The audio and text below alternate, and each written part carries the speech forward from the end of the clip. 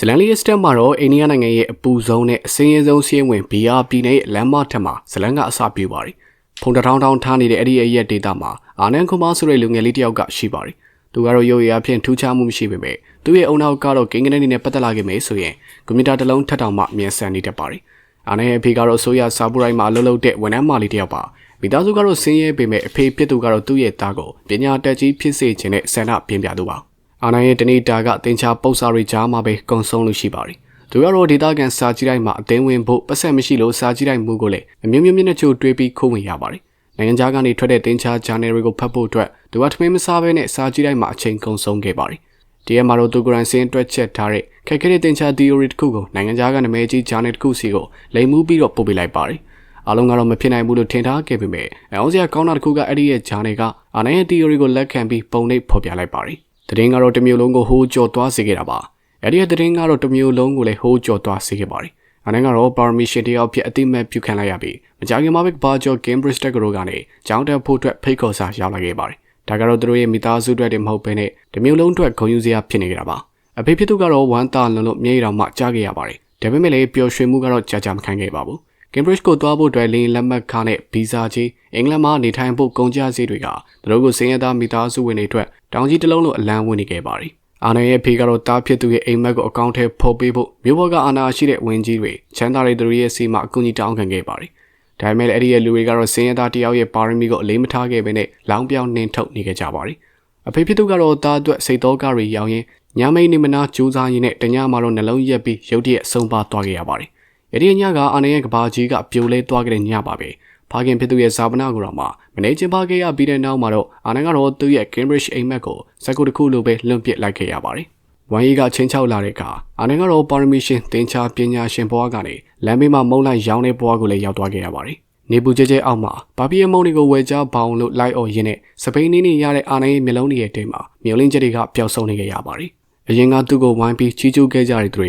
ကအခုတော့သူ့ကိုမျက်ကွယ်ပြုသွားခဲ့ကြပါပြီ။ဒါပေမဲ့လည်းကန်ဂျမားရဲ့အလေပြောင်းကဒီနေရာမှာရက်မနေခဲ့ပါဘူး။ဒီနေ့မှာတော့သူကလမ်းဘေးမှာမုံလိုက်ရောင်းရင်းနဲ့သူ့ရဲ့ဘွားကိုပြောင်းလဲပေးမဲ့လူတစ်ယောက်နဲ့ဆုံတွေ့ဖို့အကြောင်းဖန်လာခဲ့ပါတယ်။လမ်းဘေးမှာမုံရောင်းနေတဲ့ဘဝကိုအရှုံးပေးထားတဲ့အာနန်ရဲ့အခြေအနေကဒီနေ့မှာတော့မထင်မှတ်ပဲနဲ့ပြောင်းလဲလို့သွားခဲ့တာပါ။သူကတော့လမ်းဘေးမှာထိုင်နေခဲ့ရင်းနဲ့အရင်ကသူနဲ့အတူပညာသင်ခဲ့ဘူးတဲ့တငယ်ချင်းတစ်ယောက်နဲ့ဆုံမိခဲ့ပါတယ်။အဲဒီတငယ်ချင်းကတော့အခုဆိုရင်မြို့ပေါ်ကနာမည်ကြီး Excellent Coaching Center မှာအောင်မြင်နေတဲ့ဆရာတစ်ယောက်ဖြစ်နေခဲ့ပါပြီ။တငယ်ချင်းဖြစ်သူကတော့အာနန်ရဲ့ပါရမီကိုနှမျောတာကြောင့်သူ့ရဲ့ကျောင်းပိုင်ရှင်လာလန်ဆိုင်နဲ့မိတ်ဆက်ပေးခဲ့ပါတယ်။လာလန်ဆိုင်ကတော့ပညာရေးကိုစီးပွားရေးတစ်ခုလိုလောက်ကင်နေတဲ့မြေခွေးအိုကြီးတစ်ယောက်ပါပဲ။သူကတော့အာနန်ရဲ့တင်ချာဆွမ်းကိုစမ်းသပ်ကြည့်လိုက်တဲ့အခါမှာအောင်မြင်တဲ့သွားခဲ့ပြီးဒီအကောင်လေးကငါ့အတွက်ငွေတွင်းပဲလို့ချက်ချင်းကမှတိလိုက်ခဲ့ပါတယ်။သူကတော့အာနန်ကိုသူ့ရဲ့ကျောင်းမှာအဓိကပြသမဲ့စတာတီချာဖြစ်ကိုမှအခန်းလိုက်ခဲ့တာပါ။အာနန်ရဲ့ဘွားကတော့ရုပ်ချီးဆိုသလိုမှပြောင်းလဲသွားခဲ့တာပါ။လမ်းဘေးကမုံတဲ့ဘွားကနေအကောင်းစားကားတွေကိုစီးဒိုင်ကန်ကောင်းတွေမှာနေပြီးရွှေလက်ပတ်နိုင်အဝတ်စားကောင်းကောင်းနေတဲ့ဂုံပကတနာတွေရဲ့ကြားတွေကိုရောက်သွားခဲ့ပါတယ်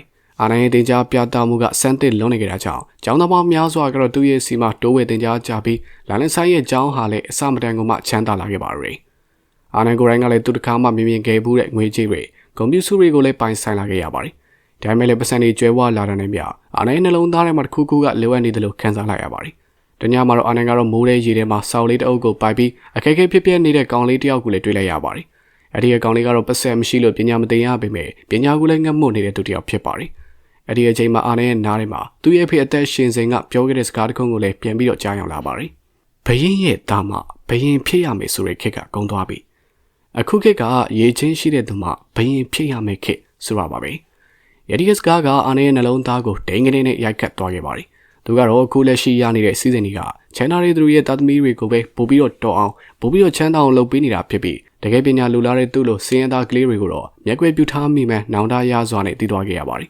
။သူကတော့အမြင်နေတဲ့ဆရာတယောက်ဆိုပေမဲ့သူရဲ့ပါရမီကိုစီးပွားရေးသမားတွေရဲ့လက်နက်တစ်ခုအဖြစ်အသုံးချခံနေရတာပါ။နောက်တနေ့မနေ့မှာပဲအာနန်ကတော့တမျိုးလုံးကုန်တုံလုံးစေမဲ့ဆုံးဖြတ်ချက်တစ်ခုကိုလည်းချလိုက်ပါတယ်။သူကတော့လန်လန်ဆိုင်ရဲ့အကြောင်းကနေချက်ချင်းကမှနှုတ်ထွက်လိုက်ခဲ့ပါတယ်။လန်လန်ဆိုင်ကတော့ငွေတွေအာနာရီနဲ့တားဆီးထားခဲ့ပေမဲ့အာနန်ကတော့လုံးဝကိုမှကျူဆိုင်မနေခဲ့ပါဘူး။သူကတော့သူ့ရဲ့ကိုယ်ပိုင်စီစဉ်တစ်ခုဖြစ်တဲ့စူပါတာတီကိုစတင်ဖို့ပြင်ဆင်လိုက်ပါတယ်။သူကတော့မြို့နယ်ကအသိဉာဏ်အထက်မြက်ဆုံးဖြစ်ပေမဲ့အလုံးမင်းကမှဆင်းရဲတဲ့ကလေးယောက်30ကိုလိုက်လံရှာဖွေခဲ့ပါတယ်။အဲ့ဒီကလေးတွေကိုလည်းသူ့ရဲ့နေအစုပ်လေးထဲမှာခေါ်ထားခဲ့ပြီးအခမဲ့ကျွေးမွေးကအိန္ဒိယရဲ့အခက်အခဲဆုံး ID ဝင်ခွင့်စာမေးပွဲအတွက်စတင်လေ့ကျင့်ပေးဖို့ဆုံးဖြတ်လိုက်တဲ့အခါမှာ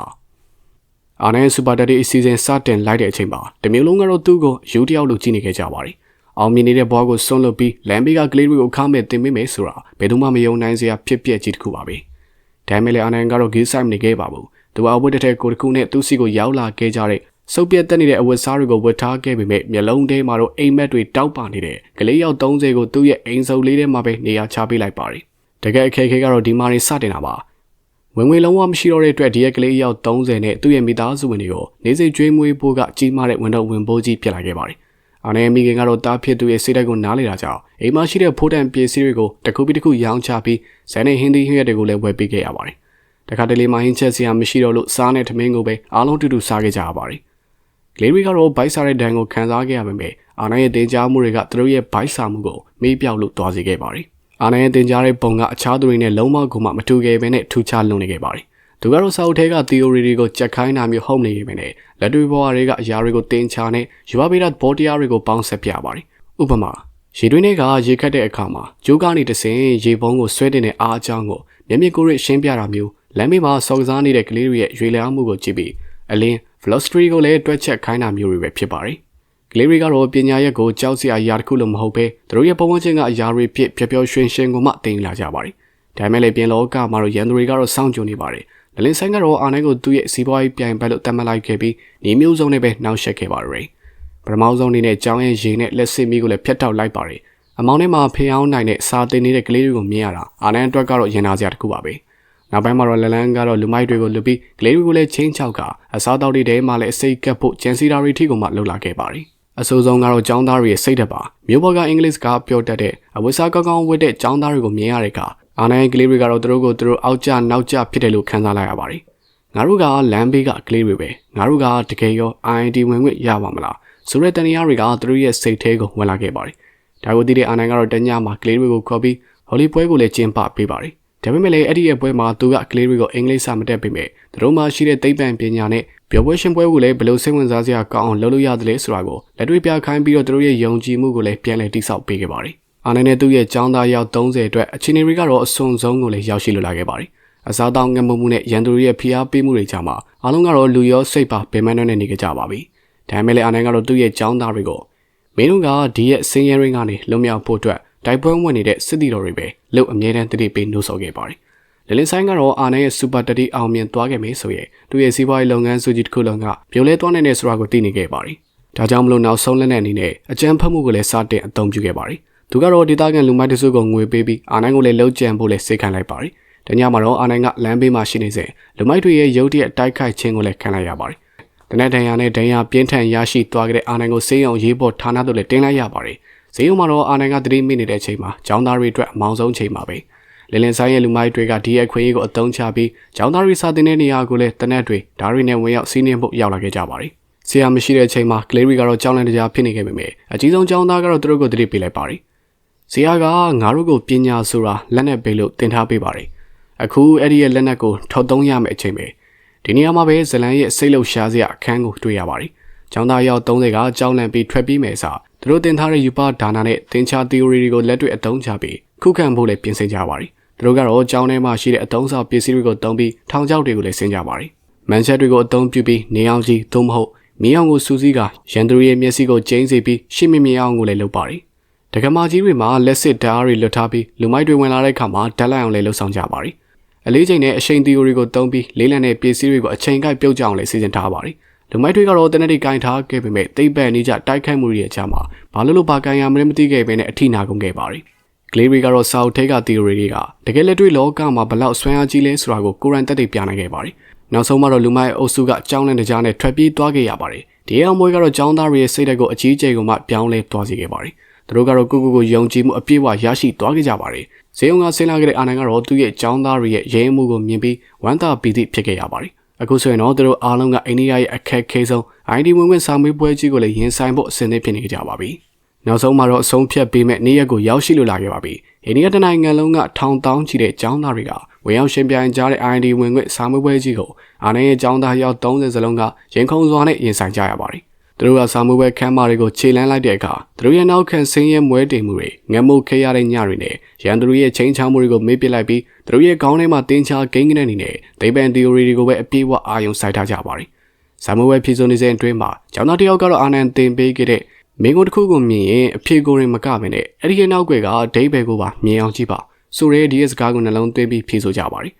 တစ်ဖက်မှာလည်းလန်လန်ဆန်ကတော့အာနန်ရဲ့ကလေးတွေတယောက်မှအောင်မြင်မှာမဟုတ်ဘူးလို့ယုံကြည်မှုရှိရှိနဲ့ပဲလောင်းပြောင်းစောင့်ကြည့်နေကြပါရီဇာမဝဲဖြည့်ပြီးတော့ရလက်ထွက်လာမယ့်ရက်ကတမျိုးလုံးအတွက်ကတော့ရင်ခုန်စရာအကောင်းဆုံးဖြစ်နေခဲ့ပါရီရလက်တွေကထွက်ပေါ်လာတဲ့အခါမှာအောင်စရာကောင်းတဲ့သတင်းတစ်ခုကအိန္ဒိယတနိုင်ငံလုံးကိုလည်းလှုပ်ခတ်သွားစေခဲ့ပါရီ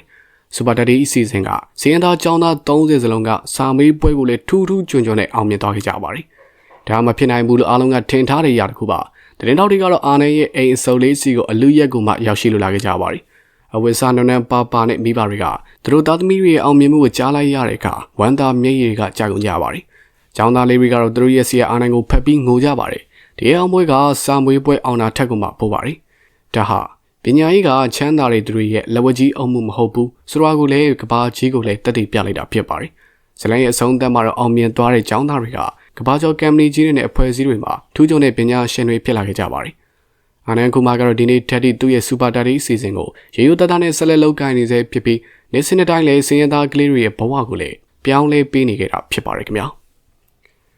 စူပါဒါဒီဇက်ကဟာအခက်ခဲတွေဘလောက်ပဲရှိနေပါစေစိတ်သက်ခိုင်မာမှုနဲ့မန်ကန်တဲ့လမ်းပြသူရှိရင်ဘလို့အိမ်မက်ကိုမဆိုအကောင့်တဲဖော်နိုင်တဲ့ဆိုရက်ခွန်အားကိုပေးရင်းနဲ့ဂျင်းဦးစရာကောင်းစွာနဲ့ပဲဆက်သိမ်းသွားခဲ့ပါရခင်ဗျာစူပါဒါဒီဇက်ကပေးခြင်းတဲ့အဓိကသတင်းစကားကိုတခွန်းနဲ့လုံရင်းတူရှင်းပြောရမယ်ဆိုရင်အောင်မြင်မှုဆိုတာကအခွင့်ထူးခံလူနည်းစုအတွက်ပဲမဟုတ်ပါဘူးအခက်ခဲတွေကြားကမစုံမနစ်စူးစမ်းတဲ့ဘသူမဆိုပညာရေးကိုလက်နဲ့တစ်ဖွဲ့အသုံးချပြီးကိုယ့်ရဲ့ကံကြမ္မာကိုလည်းကိုယ်တိုင်ပြောင်းလဲပြနိုင်နေဆိုတာပါပဲဒီ recap ကိုကြည့်ပြီးမိတ်ဆွေတို့အနေနဲ့အကျိုးရှိစေမယ်လို့မျှော်လင့်ပါတယ်ခင်ဗျာ